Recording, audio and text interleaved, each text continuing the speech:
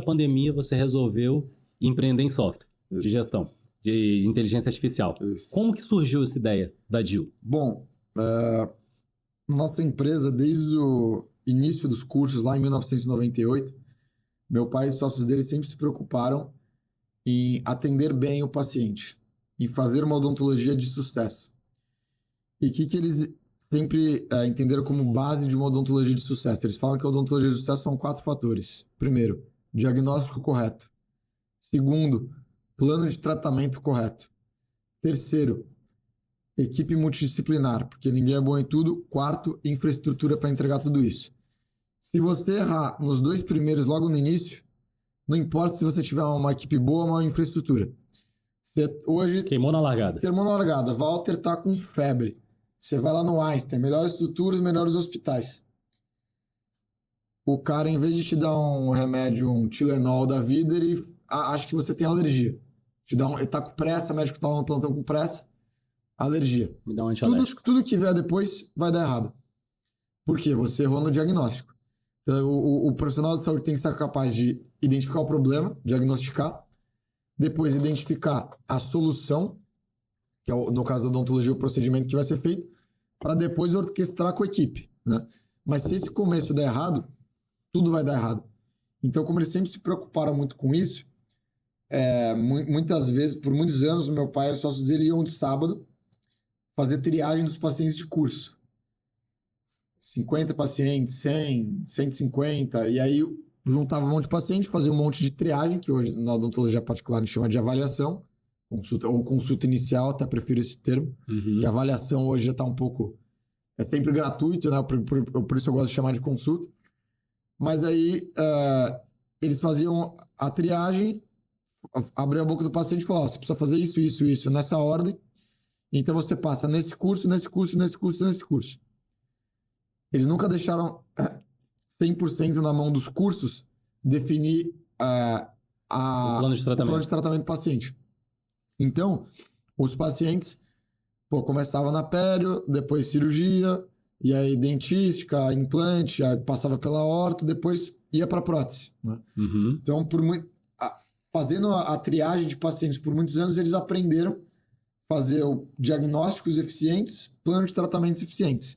E, ao mesmo tempo, como passaram bons professores lá, os melhores professores passaram por lá, e ao longo de 25 anos, várias novas técnicas, muito da ciência, de novos materiais foi utilizado lá na escola, eles também entenderam o que também não funcionava, né? Porque tem coisas hoje que, até hoje, no Instagram, você faz um procedimento maravilhoso, só que passa um ano, o paciente tem uma intercorrência, ou passa um ano, o paciente tem um problema. Na hora que você tira aquela foto naquele momento, parece lindo, só que o tratamento não é uma foto, é um filme, né? Sim.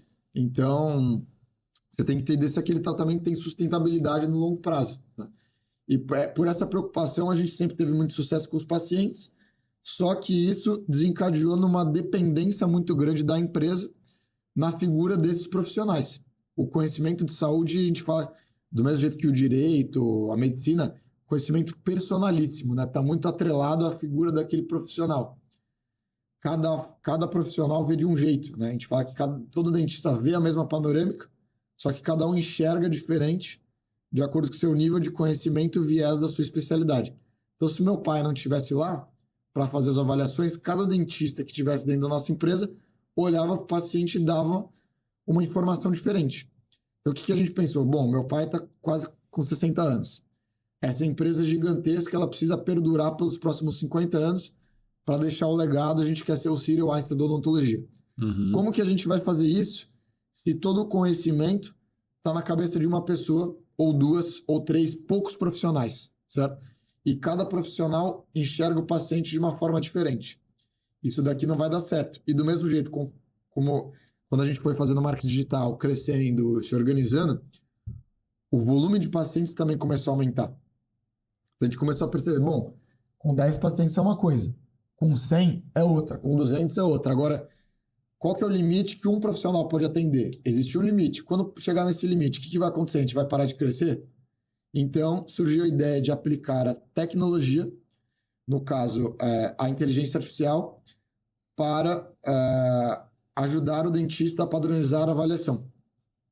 Então, lá em 2018, meu pai participa de um grupo de médicos, onde ele é o único dentista lá em São Paulo que uma vez por mês tem um jantar para falar de assuntos de inovação na área da saúde.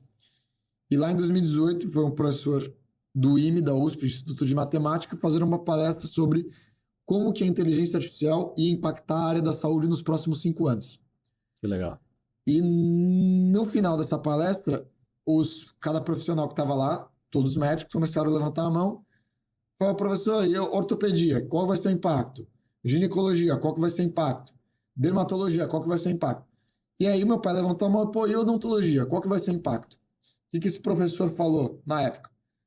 Doutora Lene, pode ficar tranquilo. A odontologia será uma das últimas áreas a ser impactadas pela inteligência artificial. Por quê? É um conhecimento extremamente complexo, manual e multifacetado. Difícil de padronizar pelo computador, que precisa aprender tarefas muito específicas. Sim.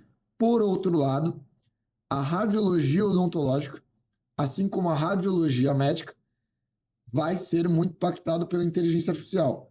Porque existe uma tecnologia chamada visão computacional, que o Google, as grandes empresas já estavam utilizando para fazer com que o computador fosse capaz de transformar imagens em texto e fazer identificação de imagens a partir de algoritmos matemáticos. Uhum.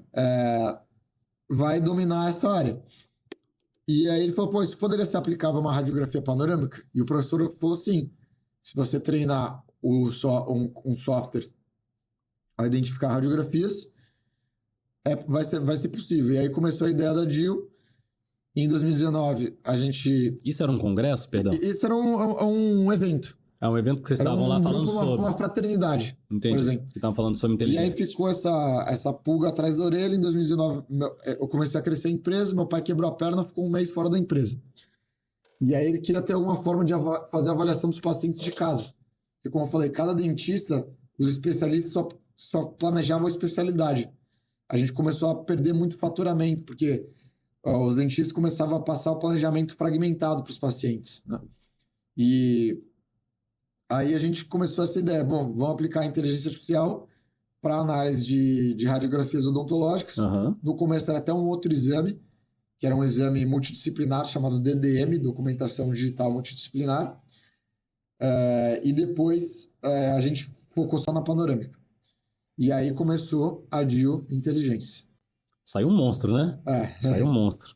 Cara, a DIL é muito boa. Eu uso ela, então eu sou suspeito para falar. Mas ela faz diferença na operação. Me diga, Walter, você que é usuário da DIL Inteligência, como que foi implementar esse software dentro da sua clínica? Quais os benefícios que você enxergou? Então... Sua equipe está gostando? Foi difícil? Às vezes a gente sabe que algumas equipes têm resistência a uma tecnologia nova.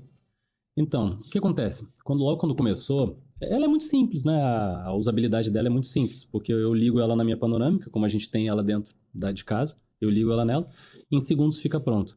Só que o que eu vi de diferença na DIL na época foi que, pegando as suas palavras, né? Que você falou, nem todo mundo vê igual. Por quê? Odontologia não é uma ciência exata. Então, às vezes, não significa que dentista A está certo, dentista B está errado. Exato. Eles só estão com pontos de vista diferentes e aí entra em discussão. Então, nesse momento que a gente realmente conseguiu padronizar a nível de avaliação, porque a avaliação é o coração da clínica. Isso. Por isso que você estava focado no seu pai. Se acontecer algo com meu pai, o que eu vou fazer com a empresa, na verdade? Eu até estava pensando quando você estava falando aqui que a figura do seu pai nesse exemplo é igual aquela avó que tem a receita de bolo, aquela receita de biscoito que não compartilha com ninguém. Ela não pode morrer sem você guardar essa receita. Exato. Aí você já se antecipou com a receita do seu pai. Só que o que ajudou lá? Elevar nível de consciência. Por que elevar nível de consciência? Às vezes, quando você está fazendo uma avaliação do paciente, mesmo que você esteja mostrando, que a maioria das vezes nem é mostrado, mas no universo que você está mostrando a radiografia, você está ali explicando por A mais B tudo que você viu, só que nem sempre o paciente conseguiu entender. Não é verdade? Nem sempre esse paciente conseguiu entender. E aí, foi até o exemplo do rapaz que estava falando com você, o rapaz estava conversando com a gente agora há pouco, Juliano. Abraço, Juliano. O Juliano está aqui com a gente, assistindo ali nos bastidores. Então, o cara que não era dentista olhou pro software e falou, pô, que legal.